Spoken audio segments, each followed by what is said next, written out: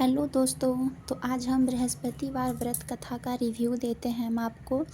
तो बस चलिए देर ना करते हुए स्टार्ट करते हैं। और ये हिंदी में ही है, बहुत सरल भाषा में है।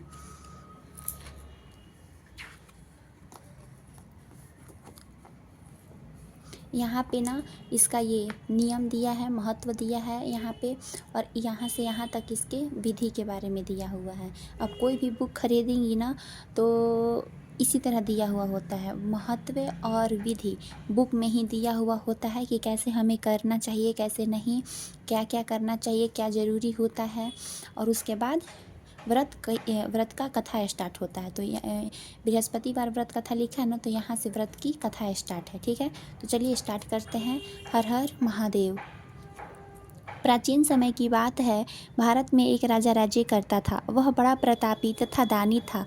वह नित्य प्रति मंदिर में भगवान दर्शन करने जाता था। वह ब्राह्मण और गुरु की सेवा किया करता था। उसके द्वार से कोई भी याचक निराश होकर नहीं लौटता था।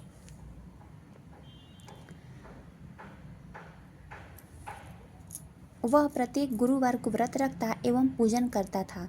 हर दिन गरीबों की सहायता करता था। परंतु यह सब बात उसकी रानी को अच्छी नहीं लगती थी। वह न व्रत करती और न किसी को एक भी पैसा दान में देती थी। वह राजा से भी ऐसा करने को मना किया करती थी। एक समय की बात है कि राजा शिकार खेलने वन को चले गए। घर पर रानी और दासी थी। उसी समय गुरु बृहस्पति साधु का रूप धारण कर राजा के दरवाजे पर भिक्षा मांगने आए। साधु ने रानी से भिक्षा मांगी तो वह कहने लगी कि हे साधु महाराज, मैं इस दान और पुण्य से तंग आ गई हूँ। इस कार्य के लिए तो मेरे पति देव ही बहुत हैं। आप ऐसी कृपा करें कि सारा धन नष्ट हो जाए तथा मैं आराम से रह सकूं। साधु रूपी बृहस्पति देव ने कहा कि हे देवी, तुम बड़ी विचित्र हो। संतान और धन से कोई दुखी नहीं होता है, इसको सभी चाहते हैं। पापी भी पुत्र और धन की इच्छा करता है। अगर तुम्हारे पास धन अधिक है तो भूखे मनुष्यों को भोजन कराओ, प्याऊ लगवाओ, ब्राह्मण को दान दो, धर्मशालाएं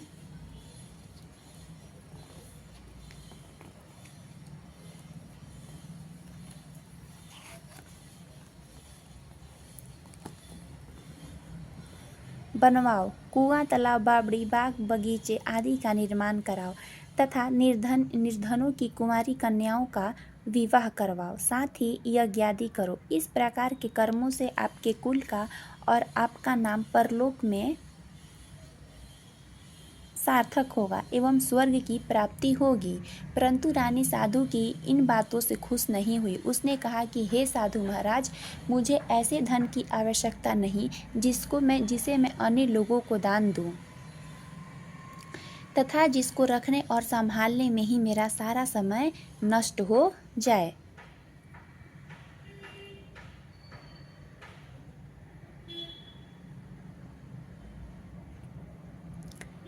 साधु ने कहा कि हे देवी, यदि तुम्हारी ऐसी ही इच्छा है तो जैसे मैं तुम्हें बताता हूँ तुम वैसा ही करना। बृहस्पतिवार के दिन घर को गोबर से लीपना, अपने केसों को पीली मिट्टी से धोना, केसों को धोते समय स्नान करना, राजा से कहना वह हजामत करवाए, भोजन में मांस मदिरा खाना, कपड़ा धोबी के यहाँ धुलने देना। इस प्रकार 7 बृहस्पतिवार करने से तुम्हारा धन नष्ट हो जाएगा। यह कहकर साधु महाराज रूपी बृहस्पति देव अंत्यधान हो गए। रानी ने साधु के कहने के अनुसार 7 बृहस्पतिवार तक वैसा ही करने का विचार किया। साधु के बताए अनुसार कार्य करते हुए केवल तीन बृहस्पतिवार ही बीते थे कि उसकी समस्त धन संपत्ति नष्ट हो गई। भोजन के लिए दोनों समय परिवार तरसने लगा तथा सांसारिक भोगों से दुखी रहने लगा। तब वह राजा रानी से कहने लगा कि हे रानी, तुम यहाँ पर रहो, मैं दूसरे देश को जाता हूँ, क्योंकि यहाँ पर मुझे सभी मनुष्य जानते हैं, इसीलिए मैं यहाँ कोई कार्य नहीं कर सकता। मैं अब परदेश जा रहा हूँ, वहाँ कोई काम धंधा करूँगा, शायद हमारे भाग्य बदल जाए। ऐसा कहकर राजा प्रदेश चला गया। वहाँ जंगल से लकड़ी काट कर लाता और शहर में बेचता। इस तरह जीवन व्यतीत करने लगा। इधर राजा के बिना रानी और दासी दुखी रहने लगी। किसी दिन भोजन मिलता और किसी दिन जल पीकर ही रह जाती। एक समय रानी और दासियों को 7 दिन बिना भोजन के व्यतीत करना पड़ा। तो रानी ने अपनी दासी से कहा कि हे दासी, यहाँ पास ही के नगर में मेरी बहन रहती है। वह बड़ी धनवान है। तू उसके पास जा और वहाँ से 5 सेर बेझर मांग कर ले आ, जिससे कुछ समय के लिए गुजर हो जाएगा। दासी रानी की बहन के पास गई। रानी की बहन उस समय पूजा कर रही थी। बृहस्पतिवार का दिन था। दासी ने रानी की बहन से कहा कि हे रानी, मुझे आपकी बहन ने भेजा है। मुझे 5 सेर बेझर दे दो। दासी ने यह बात अनेक बार कही, परंतु रानी की बहन ने कोई उत्तर नहीं दिया, क्योंकि वह उस समय बृहस्पतिवार की कथा सुन रही थी।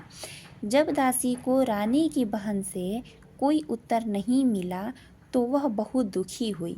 उसे क्रोध भी आया। वह वापस लौटकर रानी से बोली कि हे रानी, मुझे आपकी बहन ने भेजा है। मुझे 5 सेर बेझर दे दो। दासी ने यह बात अनेक बार कही, परंतु रानी की बहन ने कोई उत्तर नहीं दिया, क्योंकि वह उस समय बृहस्पतिवार की कथा सुन रही थी। जब दासी को रानी की बहन से कोई उत्तर नहीं मिला तो वह बहुत दुखी हुई। उसे क्रोध भी आया। वह लौटकर रानी से बोली, हे रानी, आपकी बहन बहुत ही घनी स्त्री है। वह छोटे लोगों से बात भी नहीं करती। मैंने उससे कहा तो उसने कोई उत्तर नहीं दिया। मैं वापस चली आई। रानी बोली, हे दासी, उसमें उसका कोई दोष नहीं है। जब बुरे दिन आते हैं तब कोई सहारा नहीं देता। अच्छे बुरे का पता विपत्ति में ही लगता है। जो ईश्वर की इच्छा होगी वही होगा। यह सब हमारे भाग्य का दोष है। उधर रानी की बहन ने सोचा कि मेरी बहन की दासी आई थी, परंतु मैं उससे नहीं बोली, इससे वह बहुत दुखी हुई होगी। अतः कथा सुन और विष्णु भगवान का पूजन समाप्त कर वह अपने बहन के घर आई और कहने लगी कि हे बहन, मैं बृहस्पतिवार का व्रत कर रही थी। तुम्हारी दासी हमारे घर गई थी, परंतु जब तक कथा होती है तब तक हम लोग न उठते हैं और न बोलते हैं, इसीलिए मैं नहीं बोली। कहो दासी, क्यों गई थी? रानी बोली, बहन, हमारे घर अनाज नहीं था। वैसे तुमसे कोई बात छिपी नहीं है, इस कारण मैंने दासी को तुम्हारे पास 5 सेर बेझर लेने के लिए भेजा था।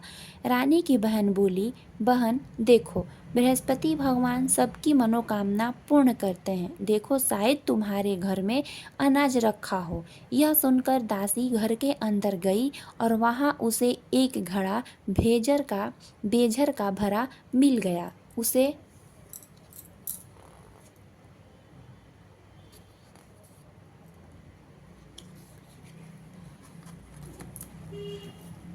उसे बड़ी हैरानी हुई, क्योंकि उसने एक एक बर्तन देख लिया था। उसने बाहर आकर रानी को बताया। दासी अपनी रानी से कहने लगी कि हे रानी, देखो, वैसे हमको जब अन्न नहीं मिलता है तो हम रोज ही व्रत करते हैं। अगर इससे व्रत की विधि और कथा पूछ ली जाए तो उसे हम भी किया करेंगे। दासी के कहने पर रानी ने अपनी बहन से बृहस्पतिवार व्रत के बारे में पूछा। उसकी बहन ने बताया कि हे रानी बहन, बृहस्पतिवार को सूर्योदय से पूर्व उठकर स्नान करके बृहस्पतिवार का व्रत करना चाहिए, लेकिन उस दिन सिर नहीं धोना चाहिए। बृहस्पतिवार के व्रत में चने की दाल और मुनक्का से विष्णु भगवान के केले के वृक्ष की जड़ में पूजन करें तथा दीपक जलावें। उस दिन एक ही समय भोजन करें। भोजन पीले खाद्य पदार्थ का करें तथा कथा सुने। इस प्रकार करने से गुरु भगवान प्रसन्न होते हैं, अन्य पुत्र धन देते हैं, मनोकामना पूर्ण करते हैं। व्रत और पूजन की विधि बताकर रानी की बहन अपने घर लौट गई। रानी और दासी दोनों ने निश्चय किया कि बृहस्पति देव भगवान का पूजन जरूर करेंगे। 7 दिन बाद जब बृहस्पतिवार आया तो उन्होंने व्रत रखा। घुड़साल में जाकर चना और गुड़ बिन लाई तथा उसकी दाल से केले की जड़ तथा विष्णु भगवान का पूजन किया। अब भोजन पीला कहाँ से आए? दोनों बड़ी दुखी हुई, परंतु उन्होंने व्रत किया था, इसी कारण बृहस्पति देव भगवान प्रसन्न थे। एक साधारण व्यक्ति के रूप में वे 2 थालों में सुंदर पीला भोजन लेकर आए और दासी को देकर बोले, हे दासी, यह भोजन तुम्हारे और रानी के लिए है, तुम दोनों करना। दासी भोजन पाकर बड़ी प्रसन्न हुई और रानी से बोली, रानी जी भोजन कर लो। रानी को भोजन आने के बारे में कुछ पता नहीं था, इसीलिए वह दासी से बोली, जा तू ही भोजन कर, क्योंकि तू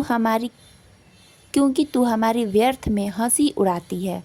दासी बोली, एक व्यक्ति भोजन दे गया है। रानी कहने लगी, वह भोजन तेरे लिए ही दे गया है, जा तू ही भोजन कर।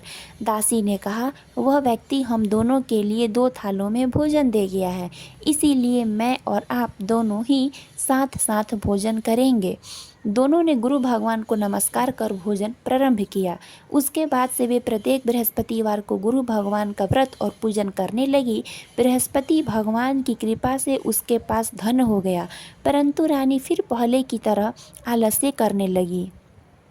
तब दासी बोली, देखो रानी, तुम पहले भी इसी प्रकार आलस्य करती थी, तुम्हें धन के रखने में कष्ट होता था, इसी कारण सभी धन नष्ट हो गया। अब गुरु भगवान की कृपा से धन मिला है तो फिर तुम्हें आलस्य होता है। बड़ी मुसीबतों के बाद हमने यह धन पाया है, इसीलिए हमें दान पुण्य करना चाहिए।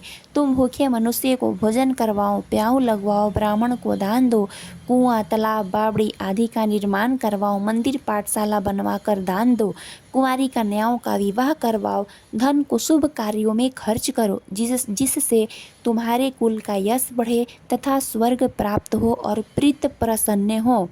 दासी की बात मानकर रानी ने इस प्रकार के कर्म करने प्रारंभ किए, जिससे उसका काफ़ी यश फैलने लगा।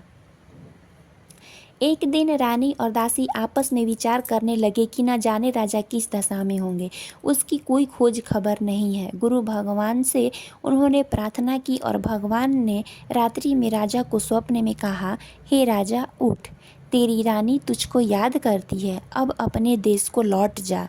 राजा प्रातःकाल उठकर जंगल से लकड़ियाँ काट कर लाने के लिए जंगल की ओर चल पड़ा।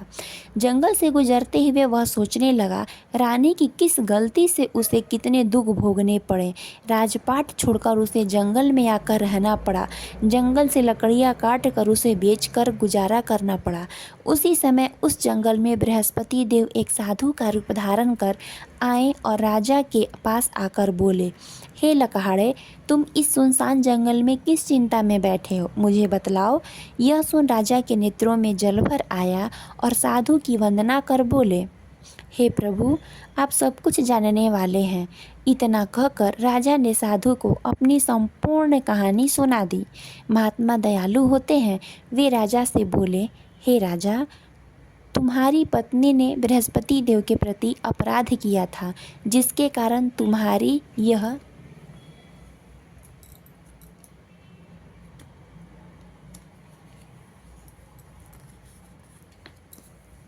दशा हुई है। अब तुम किसी प्रकार की चिंता मत करो, भगवान तुम्हें पहले से अधिक धन देंगे। देखो, तुम्हारी पत्नी ने बृहस्पतिवार का व्रत प्रारंभ कर दिया है। अब तुम भी बृहस्पतिवार का व्रत करके चने की दाल व गुड़ जल के लोटे में डालकर केले का पूजन करो। फिर कथा कहो या सुनो, भगवान तुम्हारी सब मनोकामना को पूर्ण करेंगे। साधु को प्रसन्न देखकर राजा बोला, हे प्रभु, मुझे लकड़ी बेचकर इतना पैसा भी नहीं बचता जिससे भोजन करके के उपरांत कुछ बचा सकूं।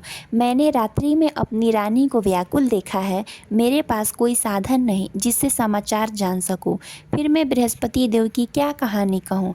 मुझको तो कुछ भी मालूम नहीं है। साधु ने कहा, हे राजा, तुम किसी बात की चिंता मत करो। बृहस्पतिवार के दिन तुम रोजाना की तरह लकड़ियाँ लेकर शहर में जाओ, तुम्हें रोज से दुगना धन प्राप्त होगा।